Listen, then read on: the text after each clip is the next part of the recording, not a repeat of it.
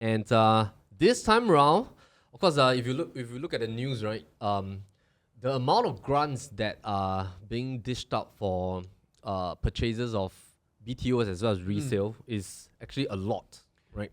Yep. What do you think? I mean, like, This is a very interesting thing. In fact, internally we are all talking about this because we all know that the public housing market, especially for the resale market, is actually very buoyant. I mean, it's very bullish right now. Pricing is actually at all-time high and is still continuing to increase, right? right. And now with additional grants given to the buyers, which they can utilize for the resale market, Yep. sellers will be thinking that actually now I got more money from the buyers, then my price will be even more sticky and will be even more higher, right? Wouldn't it propel the resale market to go up even higher in terms of pricing? Because right now, I can go up to $180,000 of grant based on the lowest tier of income, right? Which is actually quite a significant increase. Yeah, so I'm not too sure exactly will this be a double-edged sword Right. for the HDB resale transactions. George, what do you think? Yeah.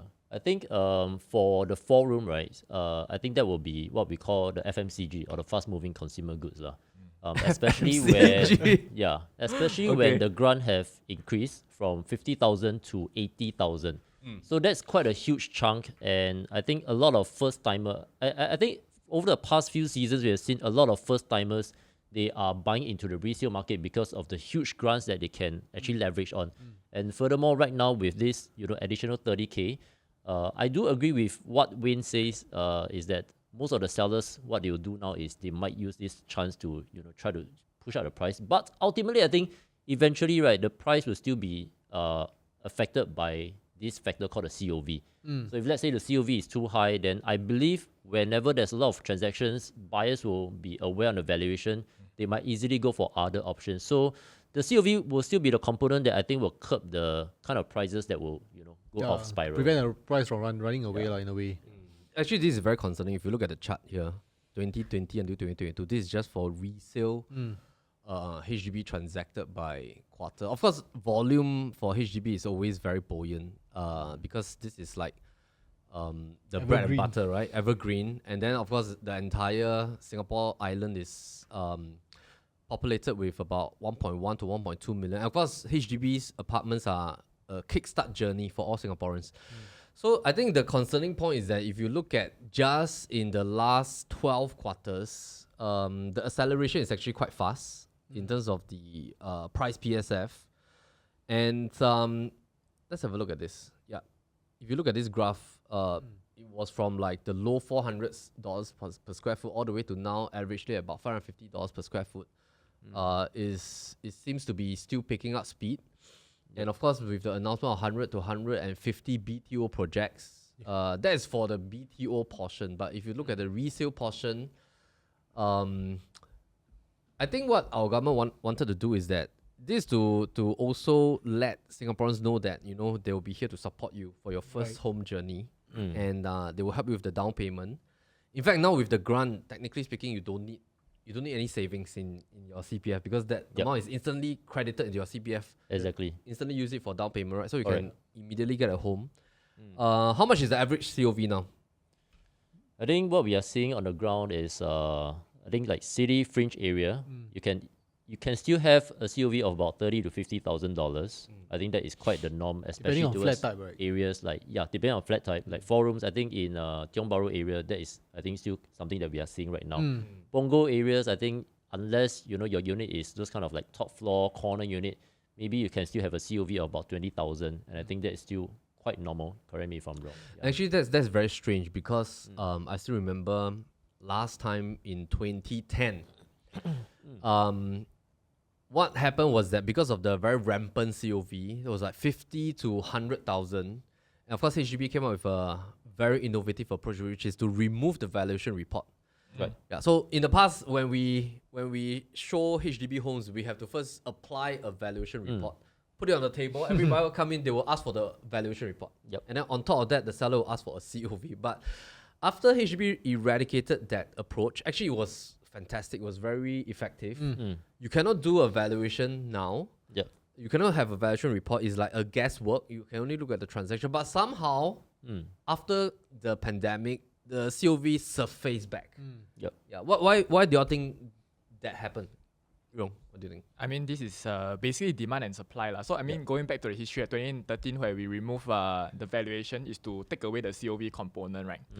Because actually, at that point of time, there was like low supply, right? So, everybody has to go to the resale market. And what happens is that, like, when you have a valuation report upfront given to the sellers, right? And their expectation, okay, so how much more cash can I actually like ask for? Yep. Right? That's why if COV increase rate, eventually the valuation will catch up.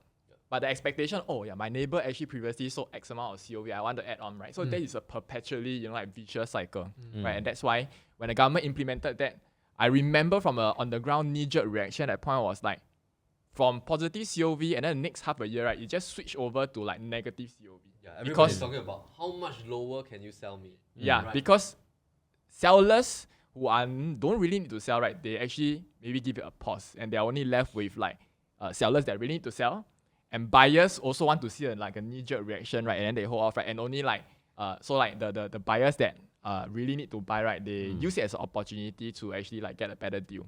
And then eventually what we saw is with all these measures like supply, changing of valuation, changing of like the loan to value, HDB price eventually came down and was like a flat line all the way until pre-COVID, right? So actually HDB, Correct. you don't the owners never make any money if you enter in like 2011, 2012, right? Yeah. But of course, COVID, what happens is that like basically BTO construction, all this is being delayed.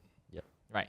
So what happens is that it brings a lot of people right back into the resale market, and then demand went up dramatically. And I think because of like viewing restrictions and things like that, right? There is this what This I call hype, like you have this a like bit of hype. FOMO effect. Yeah, you can't view the house, right? Yeah. And then when you see a house ready, if you like it, you have to offer, and then the COV start to spike up, right? Yeah.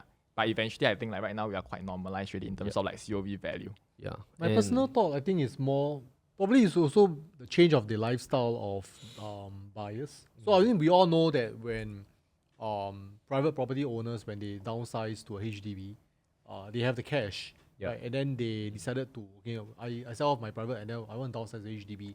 It could be reasons like, let's say for example, my kids have like moved out. But I think the deeper reasons, it may be that probably during the COVID period when they are all within the same household, they realize that actually it became a Friction. It can be like a burden on the interpersonal relationship. The children maybe moved out of their house. And then when they moved out and get their own house, and then the parents are left with a huge property, and they felt that there's no need for me to maintain such a huge property, sell it off. And I also want to downsize as well to a private, to a HDB. And that's where all the extra money comes in, which I can then pay for the COV that the sellers is asking for. And that probably drive up the market. Yeah, because it cannot be suddenly all of a sudden during the COVID period, everybody just want to downsize a private property or they sell it off. And it may also become, I think it's all interrelated in the sense that maybe also during that period of time, people also want to buy a bigger property. And that drives up the price for private property. And these people with this huge place, they realize that actually it's the right time to cash out. And then I decided to cash out. So it's like a circle it's a cycle altogether. Yeah, you're right. Adding on to that I think during that season and even until now, I think there's a lot of people that will like to so-called give up their BTO, right? Yeah. So they give up a BTO because they cannot wait anymore. Just for example, I mean, I have friends like who told me that even their their Punggol project, they waited for about 6 years. Yeah, and because of COVID, everything was on halt. Construction was halted. I mean, 6 years plus another 5 years is 11 years of a journey. And of course, in economics term, there's this thing called the time preference. So when we talk about time preference, it means that time is the only thing that you cannot buy back. It's not considered a commodity. It's basically an op cost. So 11 years of a life is actually a very long time. And plus the fact that actually if we look at the total setup of housing inventory in Singapore, we always talk about that a lot, right? Like 1.1 million to 1.2 million of HDB apartments, 340,000 of condo apartments, and of course 73,000 landed. I think one more thing adding to Wayne's point on the HDB and COV and all that kind of stuff is because when private property runs up too fast, the HDB apartments, because of the fact that a lot of people have this aspiration as well to move on to private property for a certain category of HDB upgraders. When they find that run is fast, they also expect their HDB to sell more, right? Because they need more funding to cash out and then to down pay into the private property. So there's a lot of vicious cycles. Just have a look at this chart. This was from Q3 2022 to Q4. Just in one quarter, just have a look at the PSF change in one quarter. And this is like still happening last year. And of course, if you look at that, I think that is one of the core reasons why government has to take action. And within that short span of 2020 to now, how many rounds of implementation do we have in the HDB market? I mean, we have like PLH, prime housing. We have Change of LTV. LTV. Yep. Do you have a change of MSR as well? We didn't change the MSR, but we increased the Stress base test. rate, the stress test for Stress test. HDB loan. Right. And then HDB loan now dropped to like 85%. 80%. 80%, right? yeah. And then what else do we have? We have a lot of introduction of all these, grants that came in, right, to really help the first timers. And also like a lot more ramping up to try to, cut down the building time back to the norm by, I think, in the next 2 years. Right. So actually all this I think is expected to actually taper down eventually the resale growth rate for the HDB segment. Because going back to just now we talked about how come there was a huge run in terms of pricing, right? 2021 was like 12.7% up for HDB. 2022 was like 10.3% up. And actually we just look at volume on transaction, it tells us a story. It will tell us the story, right? So in 2017 to 2019 for the HDB segment, average volume of transaction on a yearly basis about 22,000 to 23,000 units. Okay, and actually in 2020, right, even with the circuit breaker, right, you remember I was quite happy during the circuit breaker. Why are we happy? I was like, wow, can take Only a break. can rest. Do you manage to take a break? Not really. Everything went online, right? So, but I guess I was able to have lesser in-person interaction, right? So even with circuit breaker where Q2 reduce the number of units that are being sold, right? Because you can only do virtual viewing.